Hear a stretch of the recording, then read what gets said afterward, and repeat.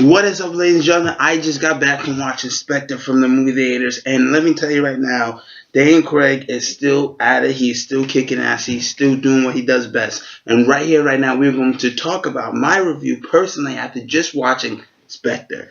Now, everybody has said Skyfall was amazing, Casino Royale was great, and I thought it was kind of funny that it's almost kind of like in comparison where you do the Star Trek movies, where some people say that the odd numbers are actually the worst ones, and the even numbers are actually the best ones. When technically, for Daniel Craig movies, at least I like to see, it's actually the odd numbers ones and are the actual better ones. Now, for Spectre, we got Casino Royale, great one, fantastic origin story, and it really put Bond back into the spotlight after being away for so long.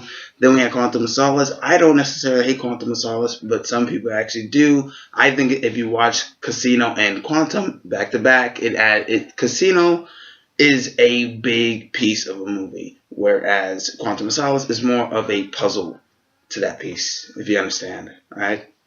Okay. And then, of course, Skyfall. Skyfall looked great. It might be the best looking Bond movie of all time. Of course, Skyfall also had some problems, but this is not a Skyfall review. This is a Spectre review. Now, Spectre, this is what we're going to talk about. I said Casino Royale, great. Quantum of Solace, not too bad. Skyfall, a very good movie. And then Spectre. Now, the problem I have with Spectre, we're going to talk about pros, we're going to talk about cons. The pros. The very opening scene in The Day of the Dead, I think, is a great scene. We have the opening tracking shot, which you could probably already guess it was most likely going to be Bond. He's going out there, he's going in with his chick, and then out of nowhere, he just gets out of a suit, and then gets back into a suit, and goes outside, starts to, look for this person that he's been looking for, and then he shoots a briefcase, and actually turns out, this is a spoiler review, by the way, I should have given you the warning, but this is a spoiler review. He shoots a briefcase, and then explodes, and this whole big mess, in Mexico pretty much just goes awry, and then Bond, he's kind of grounded, and the new M, Ray Fiennes, is kind of sick of his thing, which we always have seen in all these Bond movies. They tend to follow the very same plots, or at least trademarks. Also, Judi Dench was a bit missed, but Ray Fiennes, he's a bit more of a physical Bond and the field Bond, and I like that. That was cool. Daniel Craig, he's at it. He did not miss a step, though there are some things that I did not like where it seemed like Craig was a little bit sleepwalking for the very few minutes of the movie. He didn't seem like he was very interested for some reason. Some of his one-liners really didn't even... It wasn't many one-liners in here. Now, it doesn't have to be, but, to add a bit of a funness, I wink to the camera. Not two winks like Roger Moore does, but, at least a couple of winks here and here. Naomi Harris, she's in there. She doesn't really get much to do. Pros, another pro of the thing is, Sam Smith's song at the very beginning is not a bad song. It's just not necessarily the right hook. It doesn't have the right hook for a Bond theme.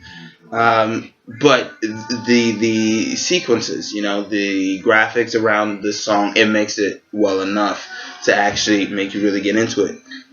Some other pros of the thing, I liked the homages. I like the Mr. Hinks.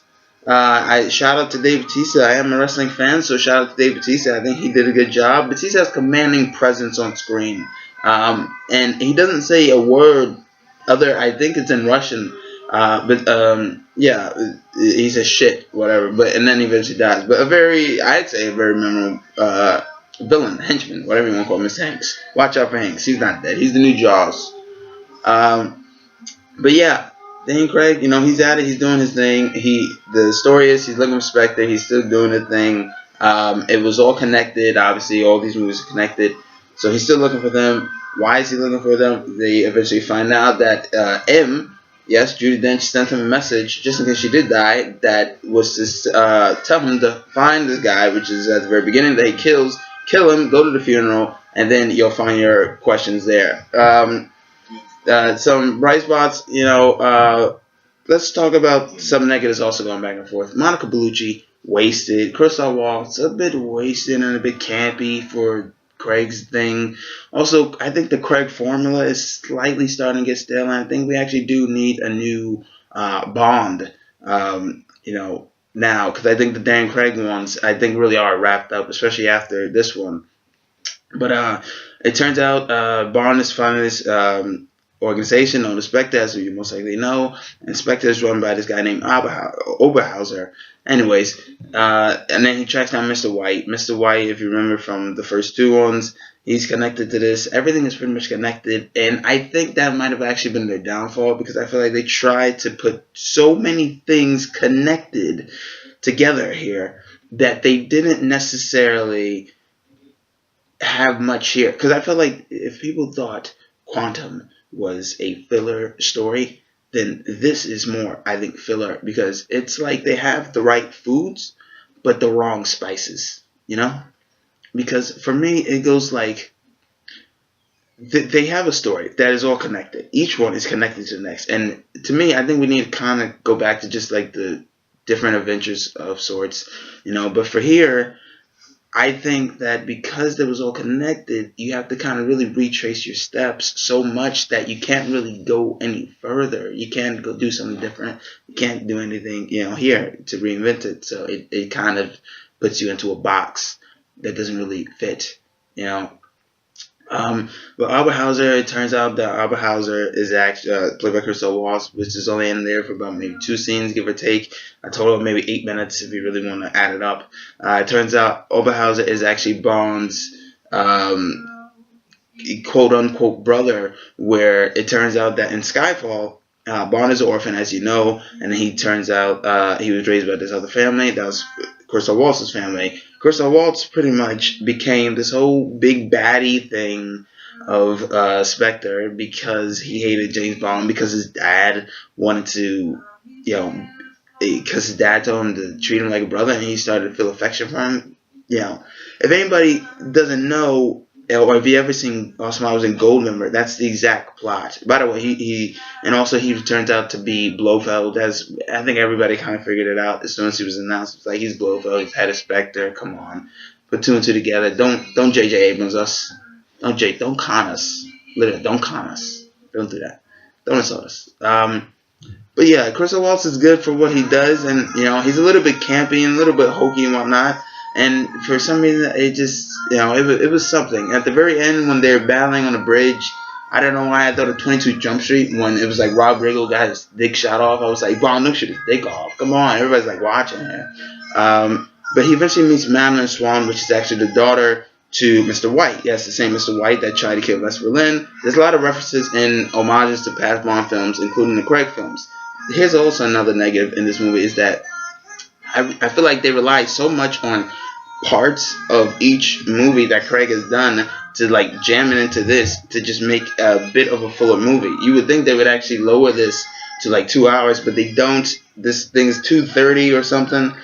It does go a little long, and I actually did find myself slightly dozing off, and I was about to fall asleep until we have the big train fight with Mr. Hanks and Bond, and once Hanks just clocks this guy, I'm up because it was just a loud fight. You feel each and every hit, Hanks is hitting at you.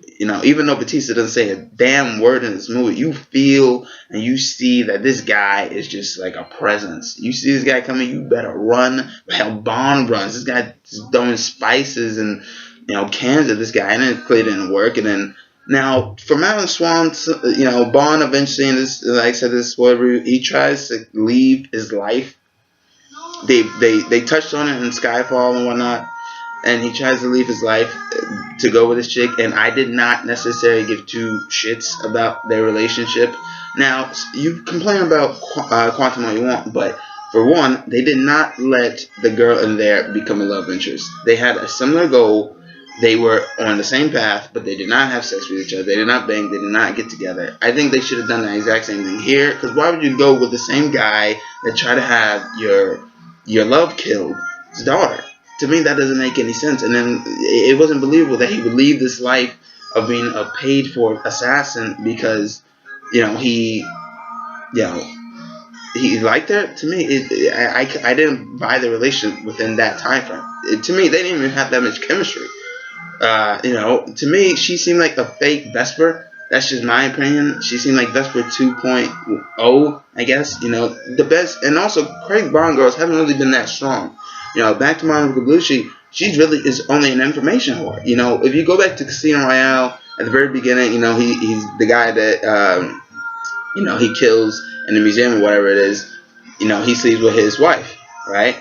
And the wife is only a Bond girl, but she's an information whore, which is the girl that Bond usually kind of just plays to get information from, and we never see from her again. Sadly, that's what Monica Bellucci was. She was the widow. Bond preyed on her like a predator. That's right, he's a predator, folks. That's the day and age we're living in. He uses her weakness that she's a widow. He takes it. He sleeps with her. He gets the information. He's gone. She's never seen again. Then we go forward. Oberhauser, aka Blofeld, his motivations literally was because Bond got the affection of his dad, and then he became this terrorist organization just to ruin Bond's life. To me, it didn't really make much sense. I think they did wrap this entire thing up. I did not believe their relationship, Master Swan and Bond. Judi Dench was missed, but it was not bad enough. I think this movie should have been 2 hours. There's not much story here.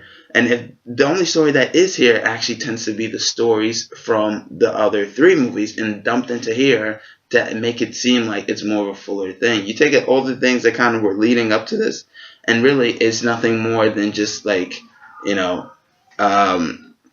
a typical, regular, just throwaway Bond movie. It really is just like throwing these story bits from the other Craig movies and homages. And the homages are nice, but at the same time, I think the homages were only there to add to a very weak filler story. Now, granted, the filler story did fill out all the gaps, but the gaps only got plugged up because it was continuity. If this was not continuity, this honestly would not have been anything more than just, something of Quantum of Solace stature.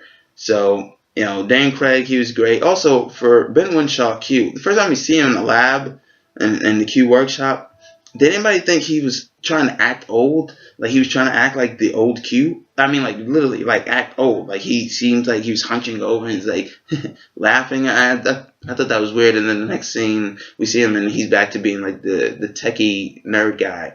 So I was just like, that was weird. But also, they didn't know how to end this. They had 2 endings. I feel like they really wanted to crank in the action. At the very end, we get to the big base, which kind of seemed like the base from Quantum. That gets blown up. Blofeld gets a scar, blah, whatever. Then we go to another building, which is the MI6 building. That blows up. And it's like, huh? So you didn't want to end it there, but you wanted to end it here? And then it's just like, huh? That didn't really make sense.